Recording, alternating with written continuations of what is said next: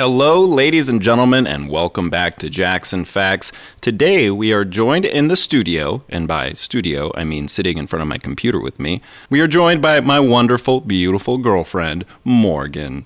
In this video, we're going to be discussing something I've been wanting to talk about for a couple years now, and that is our experience during the Paradise wildfire. That's right, the largest fire in state history. Has some anomalous qualities to it, and Morgan actually witnessed something that she can't explain. And we're going to have Morgan tell her story, and then we're going to look at some of the evidence that might help corroborate and explain the strange experiences Morgan and others in the community had.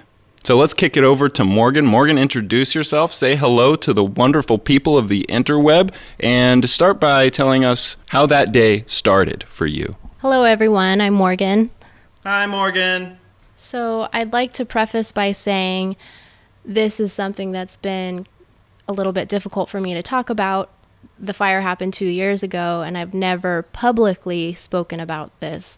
I've told some friends, some family, some coworkers, some clients of mine who appear to be open-minded. Yeah, I mean, this is a difficult topic to talk about. I mean, in this type of society, a lot of people will call you a crazy person or a conspiracy theorist if you have an experience that you can't explain. I just feel in today's atmosphere, seeing the direction we're going as a society, I feel that it's important to share the truth, whether it makes myself and others uncomfortable or not. So on November the 8th, 2018, at 7:30 in the morning, Jackson had a dentist appointment at 8 o'clock. So he had already been outside, and he woke me up to come and look outside because he noticed there was a plume of smoke and the sky was orange. We could tell there was clearly a fire somewhere. So I got on my phone to figure out what was going on. It said that there was a fire in Polga, that it was somewhat under control. And at that point, there was no wind. At this point, it was just one solid column of smoke coming up from across the other ridgeline here in Polga. There's a big valley in between where we were in Paradise. This is one ridgeline, and here's another ridgeline. We could see it across to the other ridge, but it was pretty well contained. So Jackson left to go to his dentist appointment, and I felt like I should start thinking about getting things together in case we did need to evacuate. So I started to gather the pets' kennels, and as I was doing that, I looked up in the sky and saw something that I've never seen before. You know instantly when you see something that you can't explain. You know, all of us have seen airplanes and helicopters, satellites moving through the sky, but when you see that thing, you know instantaneously when it doesn't jive with your previous experiences. It sticks out like a sore thumb when it's clearly something you've never seen before, and that shouldn't be there. Yeah, when I saw this thing, my stomach immediately sank. It was clearly not a helicopter or a firefighting plane. It was long and cylindrical shaped. A cigar-shaped craft is the only way I can describe it. It was sitting horizontally in the sky and buoying up and down like it was sitting on water. It didn't move like any traditional aircraft. It seemed to defy gravity. Now, was it moving forward and backward at all, or just hovering up and down a little bit? At this point, it was just moving up and down a little bit. And if I had to estimate the size, I would say maybe a football field size. And just to give you a little perspective, we were about here in Paradise, and I was looking this way towards the canyon. This thing would have been somewhere in here, somewhere close to Paradise, but in the canyon area. And as I watched it, I looked around to see if anyone else was witnessing the same thing that I was witnessing, and nobody was up yet. So I just continued to watch it. The whole experience lasted maybe a minute. As it was buoying up and down, I saw parts of it disappearing and reappearing, like cloaking and uncloaking. Sometimes the whole thing would become invisible, and sometimes only half of it would become invisible, and then it would come back.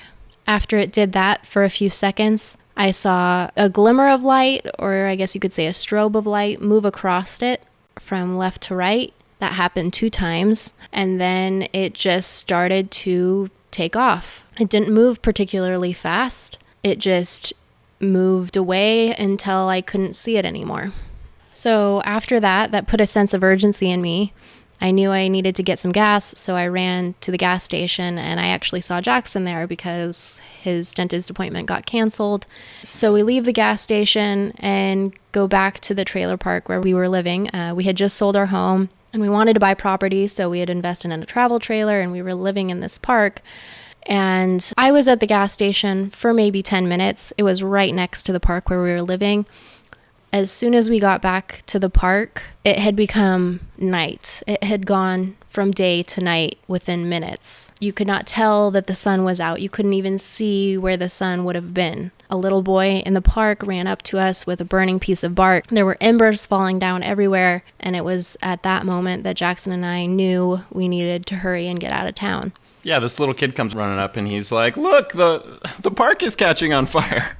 These were like embers creating small spot fires all around us. So we're getting surrounded slowly by these fireballs falling from the sky. Everything turned black as night. And again, this is just minutes immediately following Morgan's strange sighting. Before that, again, it was just a single column of contained smoke. There would have been no reason. There wasn't high wind speeds that day. There would have been no reason for the fire to move all the way across the canyon and completely engulf the town of Paradise. So we really didn't have a lot of time to grab anything. We didn't have time to hitch up our trailer, to grab anything of sentimental value to us. The only things we were able to grab were our laptops, our dirty laundry bins, and our pets. And we started to evacuate down to Chico on Skyway, which is the main road in and out of Paradise. As we were starting to leave, we were watching the other ridge catch on fire, making Paradise just completely sandwiched in flames. We were actually very lucky, knowing some of the horror stories that other people experienced. We got out of there very early in the day. Most of the people in town had no warning, were trying to escape for their lives, being sandwiched by flames. People died trying to escape their vehicles, trying to escape their homes. Yeah, people would try to get out of their car, but it would be too late because the car parts had melted, trapping them inside of the vehicle. Some people were found crawling on the street trying to escape the flames. I mean, you can watch videos that people took while trying to escape the fire. People were watching the cars next to them have their tires melt into the pavement. So yeah, it immediately became a hell on earth, a nightmare turned reality. I mean, imagine sitting in your car in backed up traffic, a wall of flames on either side of the street, and the cars around you are getting melted in place. You have to then decide whether you want to get out and start running on foot or whether you want to sit and wait it out in your car as the smoke fills the area.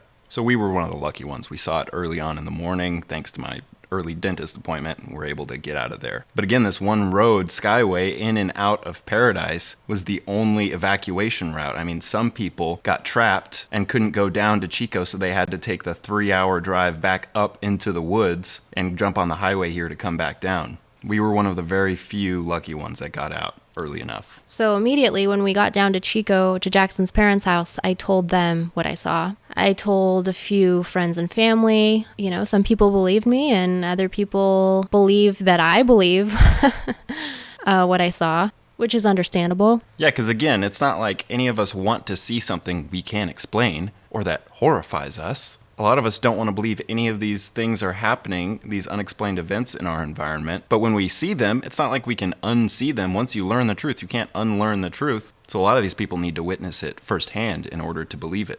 After seeing something like that, it really changes your worldview. You can't really go back. After seeing that, I was on a mission to figure out what it was that I saw. So I started doing a lot of research on cigar-shaped crafts, and I stumbled upon a couple of videos that are very similar to what I saw. And if you guys can remember, I myself, back when I was 19, over a decade ago, had a similar sighting of a cigar-shaped craft, although it was at night, and it was much lower, right above my head, moving slowly across the sky. The cigar-shaped sighting is actually pretty common in our society, and it actually goes back thousands of years. And you guys know, if you've been watching my videos, that I think a lot of these ones we're seeing in modern times are back-engineered crafts that the government are experimenting with. Okay, so in this video, you can see this cigar-shaped craft doing some of the things that I described. This is actually in England, but this craft is exactly what I saw. You can't see it at the moment. It's cloaked, but it will start to uncloak here. There it is. This guy is trying to focus on it. So as you can see, it's got that long cylindrical shape. Oh, and there's the shimmer. That's the shimmer that I saw. And it did that twice, except when I saw it, it went the same direction. The second video that I want to show you guys is actually a news report, and they don't even seem to notice that this is happening in the background. As I play this video, you'll see there's a fire burning here. You can see some helicopters and firefighting aircraft coming in and out of the flames, but then you'll see something strange. There's a plane going in there, and then in the top left from behind the smoke, you see a cylindrical object drifting to the left. There it goes, continuing to the left, getting closer to the edge of the screen right there.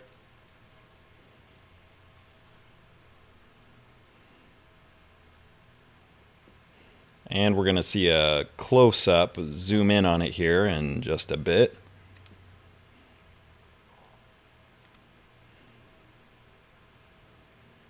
There it is, shadowy, almost translucent object, massive, right behind the plume of smoke there. So as you can see, in proportion to the other aircraft that are present, this thing is effing massive. So as I was doing my research, I also stumbled upon this video by these two firefighters. They have, I believe, 60 years experience between the two of them. One of them was a fire captain. They have investigated many fires in the past, many natural fires, you know, in Lake Tahoe, all over California. And it's their opinion that these recent fires are not natural fires. And they present a lot of evidence to support that. I would highly recommend watching all 4 parts. They are long, but it will give you a really clear idea of how they could have executed a fire like this. Now, it's my belief that what I saw was not aliens, but was a government craft or a craft made by a weapons manufacturer. The day of the fire, Lockheed Martin just happened to have laser technology being advertised on their website. This was the image that they showed on the front of their webpage. This is a car getting lasered. This image is really familiar if you look at the aftermath of the Paradise Fire. Just to give you sort of an idea of what their theory is here, a few of the anomalies that they found at the fires were, first of all, completely flattened structures, metal melted into puddles, right next to perfectly intact plastic trash cans and perfectly green trees. Here is an aerial shot of one of the neighborhoods in Paradise. As you can see, the houses are just completely obliterated, and there's green lawns and green trees right next to them. In a typical fire, it would be the trees that are carrying the fire into the neighborhood, right? So the trees are burning extremely hot and the fire is jumping from tree to tree. And then the homes are burning as a result of the trees. But what you have in these fires is the complete opposite. You have structures burning with some of the surrounding greenery burning as a result. Yeah, and some of the evidence that they talk about in this interview with the fire investigators relates to the temperature of a normal wildfire. Normal wildfires will burn at about 1,500 degrees max, but a lot of the metals that you see melted here in these homes require a temperature of about 2,500 degrees. So that just doesn't add up mathematically. Some of the other interesting things they noticed were that trees were burned from the inside out and in their root system. Everything that was burned, it was grass and trees and brush. All the brush was burned at the base, literally burned out at the base, and the roots were burned down.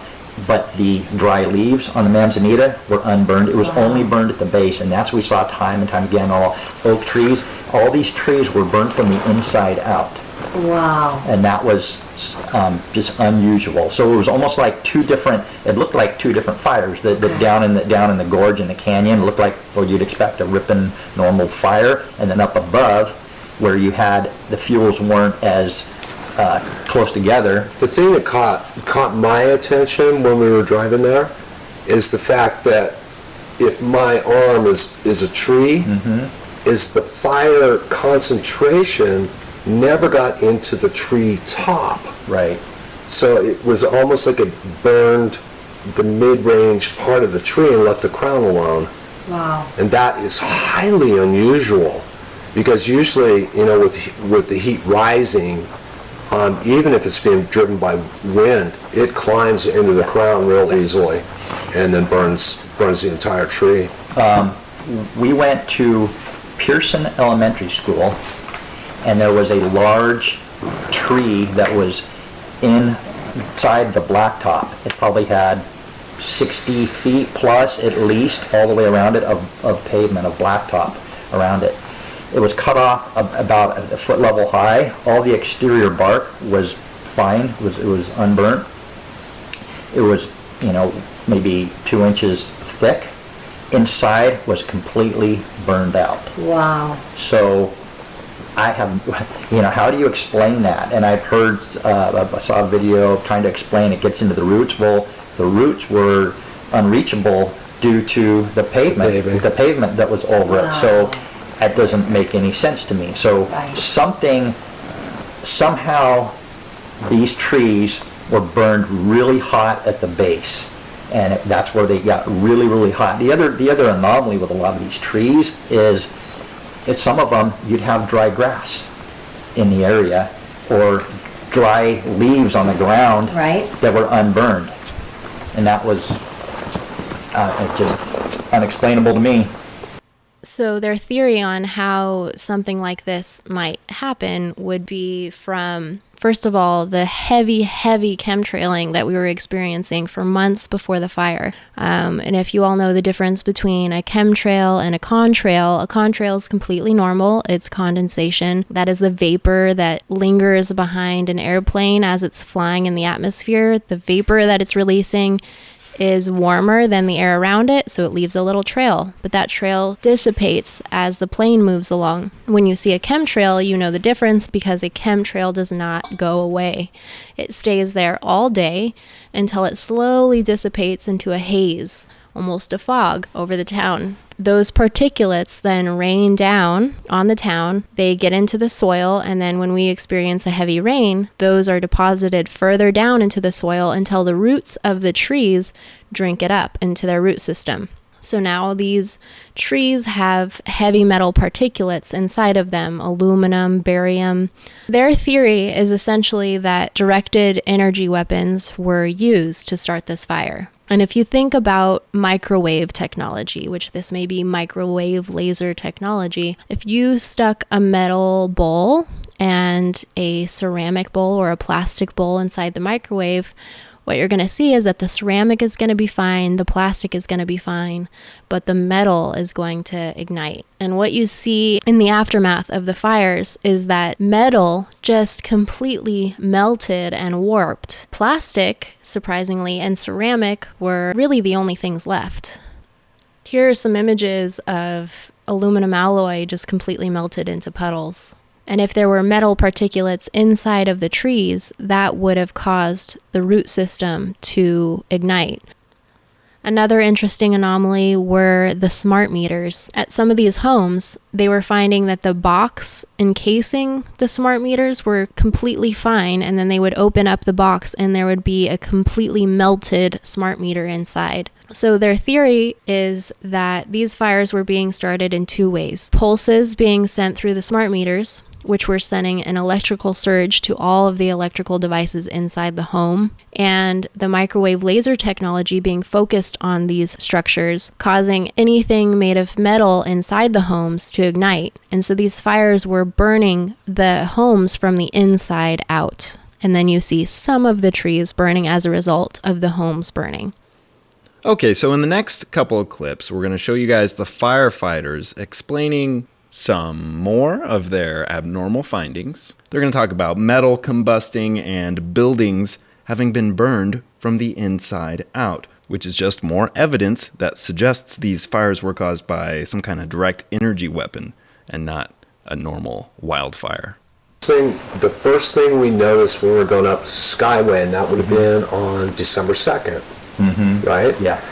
We were going up Skyway, and I said, oh, look at all these guardrails have been replaced. Really? Like Already. immediately. So Wow. there's a push. There's been a push after these fires to immediately replace the guardrails, and like miles and miles of guardrails Wow. for whatever reason. It just seemed, and the way that they burned, you think, why not, if maybe one or two posts might have burned, why not just replace one or two posts? Right. But they're replacing all the guardrails, so. This is like a really an important point to Okay. make. When you think about a guardrail, you're talking something that's maybe 30 inches high Okay. off the ground. Yep. Okay. So heat likes to go up Yes. normally. Yep. Okay. Yep. So we already discussed the lack of fuels underneath the guardrail, okay? And the same with the cars, because our experience tells us that on a fully involved car fire, that normally there's not enough combustible materials around the tires to cause that kind of destruction. So, typically you'll have, your outer fender of, Right. of the car, and then there's a wheel well on the inside, and typically those are plastic. But it's highly unusual for something that is that low to the ground to receive enough heat from other things that are burning to cause that kind of destruction. Right, because you're saying it has no fuel. There's no There's not enough grass, fuel there's around no it, exactly. leaves to spark that. And so, I am saying that the inner well is combustible, and Right. Matt and I have both seen, flames blowing out of there. But typically in a fully involved structure or car fire, the tires do not fail. And once in a while it won't blow. It'll get enough heat, Right, right. and also right. you'll hear it blow.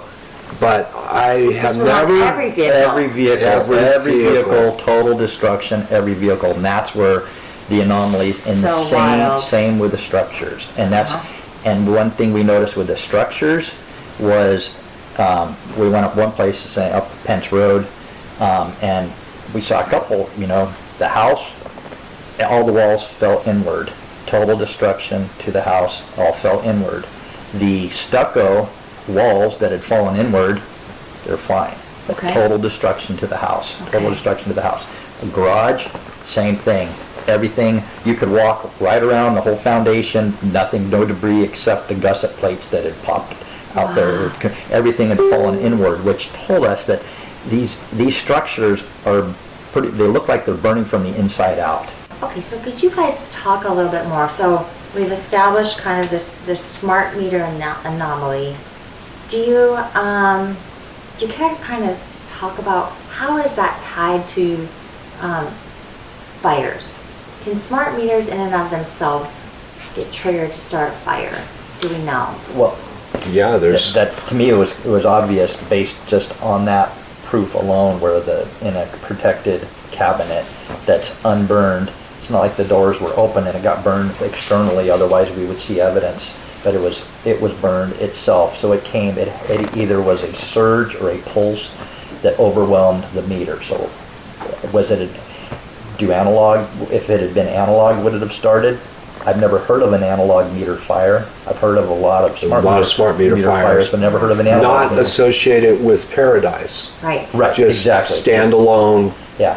Now, this is not science fiction. Directed energy is a known thing. This is Lockheed Martin's website right here. They're advertising their direct energy weapons. In 2003, Secretary of Defense Donald Rumsfeld openly admitted that they were using directed energy weapons. So I'm reading directly from Lockheed Martin's website right here. We have developed laser weapon systems, radio frequency, and other directed energy technologies for air, ground, and sea platforms attempts to provide an affordable countermeasure alternative. Right here, you see trucks with laser beams on them. So this is not out of the realm of reality. I don't believe what I saw was an alien spacecraft. I believe what I saw was a top secret directed energy weapon.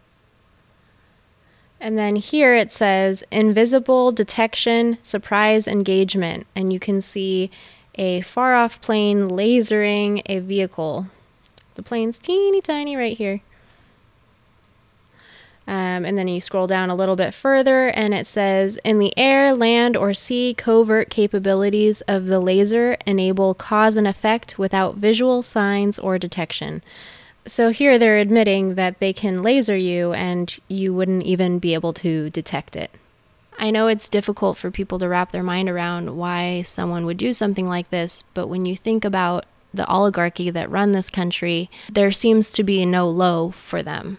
Yeah, and we can look at false flag events that have been perpetuated by those in power all throughout history, from 9/11 to the Gulf of Tonkin. Our government is not afraid to target their own citizens to terraform this planet and to create the kind of control over society that they want. And I'll also mention that while it doesn't seem like a lot of these crafts we see in more modern times are operated by extraterrestrials, we've mentioned before here on the channel how other governments are suggesting that the United States is working with other entities. So if that is a possibility, then we have an even bigger problem on our hands. Tesla had talked about developing a death ray, and the government wanted that badly. And after he passed away, they confiscated all of his documents. So I don't doubt that they've had this technology around for a long time. We know that the military doesn't release half of the technology that exists to the public. And it just seemed similar to what you'd see if you stuck those in a microwave oven. Wow. And then you start reading about directed energy weapons, and it's like, oh my God, is this, I mean, and I'd love somebody to explain another way, another theory, another method that would explain these anomalies that we've seen. And I hope this is not the case, but that makes the most sense for me at this point. It makes the most sense of what's going on. When I think of directed energy weapons, I think of lasers, laser technology. And the evidence is out there for anybody that wants to look, anybody that thinks this is a bunch of hocus pocus, that these things don't exist. The evidence is all over the internet. These companies give these elaborate presentations for their stockholders and show off their wares. And this is a laser weapon that we mounted to the nose of this airplane. I mean, the evidence is out there. So there's virtually no argument that they exist. Yeah, it exists. The military has it. It can be done from satellites, from drones, from airplanes, from helicopters, or it actually can be ground-based. So that it all exists, and it's pinpoint accurate. It's pinpoint accuracy. They can with laser technologies, and the difference between laser and microwave is just the frequency. It's all the same. It's all Right. frequencies, and it's just a different frequency on the electromagnetic spectrum. That's all it is. And if these fires were caused by directed energy weapons, and it did have these effects that we're talking about, burning, trying to get to ground, and burning this way, the exposures and whatever's around is going to automatically start normal fires. If that makes sense. That does make sense. So you probably never have just a directed energy weapon fire without it causing a normal fire. So you're going to see signs of both, if that makes any sense. It makes perfect sense. That one would trigger kind of this Exactly. natural way that you would get a fire. Exactly. So it's convoluted. It's not going to be completely So, pointing. I mean, when I looked at a lot of the photos and walking up there and seeing, I mean, a lot of the vegetation actually resisted burning. It looked like it wasn't the perfect conditions. It resisted burning, where structures did not resist burning. They burned completely. Interesting. Are you familiar with the term Faraday cage? I'm familiar with it. Okay. So a car is a really good Faraday cage, except The tires. it's not Grounded. grounded. So Yes. if you ground your car, like when I used to park my truck in Roanoke Park, I used to keep it on a grounding wire where I could just unlatch it for the truck if I was using the truck. Okay. But And what would be the point of grounding your car? All the energy that goes in, if it got hit, Like They would lightning have or some- something? yeah, place to exactly. go. It'll release that energy. Okay. And so you think about a car, because the energy wants to go to ground. Right. Everything wants to go to ground. Right. And where's it going to go with the car? It's going to go through the tires to Which get to are ground. rubber. Which are rubber. so it's insulated. So, and what's that going to do to the tires? Yeah. It's going to heat them up Right. as it's trying to get to ground. Right. So that was started. And that would explain the distortion of the steel frames in the mobile home park, the frames they're built on. Interesting. If there was some sort of energy flowing through the steel and the metal pieces, like the fence posts that Matt talked about with the spikes and the wires, That was catching everything else in the cars. That was catching all the combustibles in all the the cars. combustible contents on fire. That's what it appeared to us, is all the metal. If all the metal had an energy going through it that was heating up anything that was attached to it, that everything we saw would kind of goes along with that.